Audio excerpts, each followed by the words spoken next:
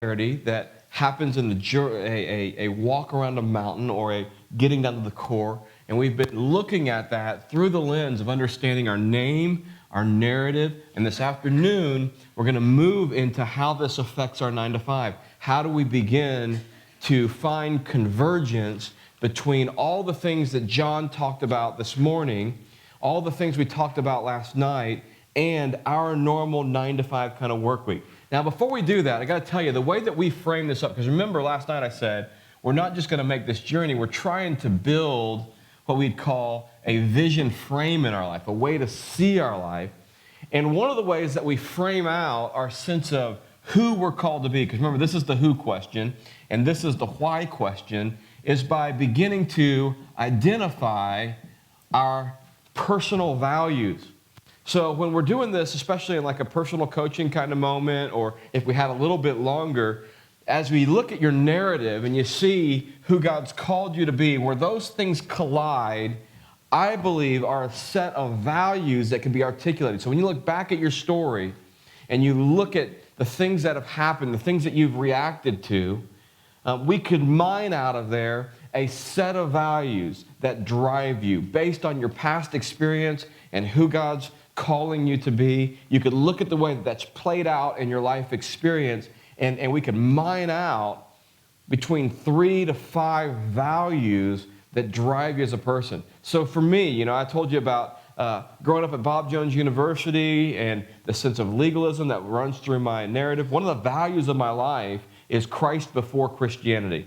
That's one of the values of my life. The way that I said Christ before Christianity, because following a person is different than fitting into an institution. I've had this sense of restlessness that Christianity and Christ have become two different things. And that there's this religion called Christianity out there that I'm not sure is exactly what Jesus was about. But what I've tried to do, as what God's redeemed in my life, is that being a follower of Jesus is about first responding to Him as a person than it is more fitting into Christianity. So I've tried to let Christ redefine my Christianity. In regard to that oikos kind of stuff that we're talking about, one of the ways that I say that as a personal value is we before me, because I may be good, but we are better. So that's a personal value that I'm articulating that is all that sense of community and why isolation isn't the name of the game. And so one of the ways that I drive that home in my life, the way that our family drives that home is personal value is we before me, because I may be good, but we are better. So what I'm saying here is inside of your narrative, inside of who God's called you to be, that's the ground from which you can build out a set of values. Now, sometimes when you're looking for values you'll know best by what offends you most. So when you look back in your story and you think through your chapters, look at what was offensive to you in each of those chapters. Because when you're offended, usually it's because something is striking up against a core value that you believe in, your why of doing life.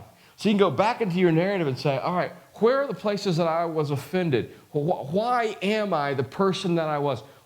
How can we say that in 3 to 5 statements that would begin to articulate a bit of who I am? This afternoon, what we're going after is not just our set of values, but beginning to build out our mission statement. Now, the rest of the frame, strategies and mission measures, we won't get to in this weekend. And we really, it's going to be a little bit of a journey to be able to get to even the values and the mission statements. We won't get there this weekend, but we got all the groundwork laid to get there over the next few weeks and months if you'll do the work. But what we're going to begin to do today in the afternoon session is begin to take a look at the way that our name and 9 to 5 work together to help us have a sense of calling. So you saw the way that John talked about that this morning, where he was talking about God giving him oftentimes a name that transferred into a way of doing things. And before we do any teaching around that, what we want to do, first of all, is just invite you into an exercise. Remember last night when we talked about the risk to go, we talked about Howard Hendricks saying, your job is what you were called to do, but, your job is what you get paid to do. Your calling is what you were created to do, right? So when we talk about 9 to 5 here on this edge of the triangle, even though we're answering the what question, it's not necessarily about exactly what job you have. It's more about how you do whatever job you have. So no matter what job you have, how you do it is going to be affected by your sense of identity. So whether you're washing dishes, cutting yards, you're a lawyer, you're a paramedic, whatever it is, your identity is going to help you know how to do whatever it is that you do. And there's two lenses that we're going to look through. The one lens is the lens of fivefold, the way that God has equipped us as part of His church to be leaders in the world. And we're going to look at that in session 4 when we come back from the exercise in just a moment. We're going to look at the way that each of us has been hardwired with a certain way to do what God's called us to do in a way that helps the body of Christ actually take back its leadership position in the world. But before we do that, I want to begin to funnel you down a little bit into a sense of calling by helping you go after what we call your one thing or your 2 words. And here's the exercise that we use to help you. It's in your book. You can go ahead and turn to this sheet right here, the one thing overview. One of the ways that we help people get to that is to begin answering this question. Or to fill in the blanks of this statement. So I'll put my name in here. Dave Rhodes exists to honor God and help others by, and then there's 2 words. And the first word has to have an ing, and the second word can be whatever you want it to be. So we begin by getting into a large brainstorming session of saying Dave Rhodes exists to honor God and help others by blanking what? Leading people, changing culture, a million different things. I'll tell you what mine is right now, all right? So again, this is always a clarity journey, so I'm not totally set for sure on the first word. I am on the second word. Here's my 2 words. My 2 words right now are fostering congruence. We're not trying to be sexy with these 2 words. What we're trying to be is clear with these 2 words. Here's why these 2 words work for me. When I think about everything that I do, as I was just looking for what are the words that are at the core of who I am, congruence was a huge piece. Because part of what I do as a consultant is I go in and I help corporations be constantly changing but never random. In other words, how do we create the future by honoring the past, by seeing what's happening in the past, by not doing the same thing but doing the congruent thing? When I preach, people will come up to me and say, I love your illustrations. What am I doing with an illustration?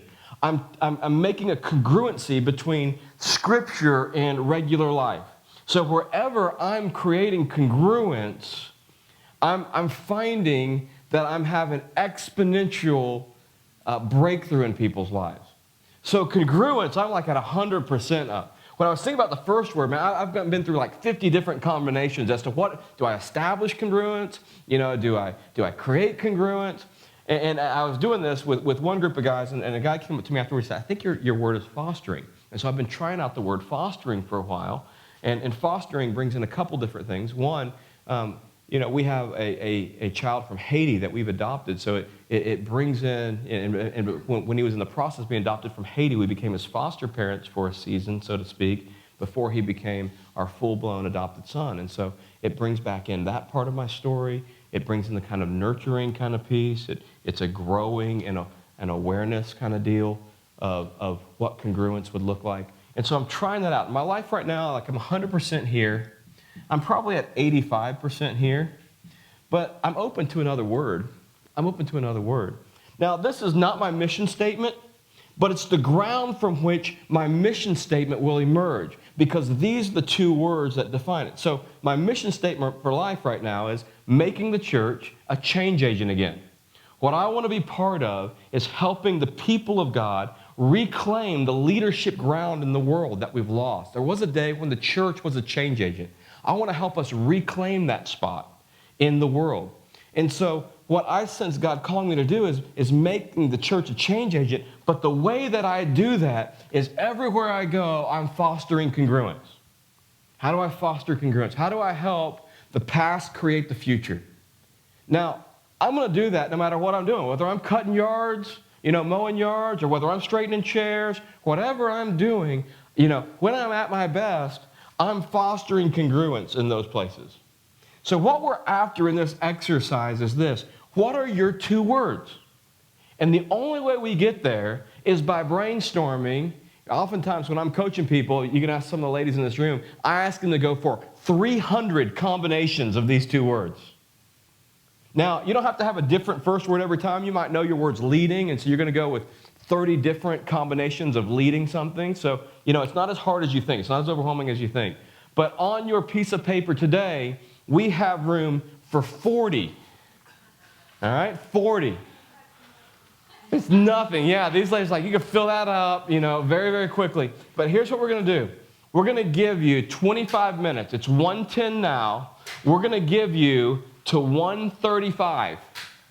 And you can do it in this room. You can go sit anywhere you want to in the house. You can go outside if you want to. But we're going to give you 25 minutes to come up with at least 40 combinations of what your 2 words will be like. Now, I want you to work, and if you can get more than 40, go for more than 40. We're going to have a little competition, all right? We're going to see how many you can get, all right? We'll honor. We need to get a prize. Next time we do this, we can get a prize for whoever gets the most. We're not qualifying this right now. We're just going quantifying. What? We got cookies, all right? So whoever gets the most gets an extra cookie. That's what it'll be. But we're not qualifying them right now. Right now, we're just going for quantity. We'll come back and qualify them a little bit, the same way we did with your 20 moments and then 10 moments. So don't worry about qualifying, but just do this. Think about trying on as many sets of 2 words as you possibly can to get to that deep sense of discovery of what you've been put on earth to do, all right? So you got 25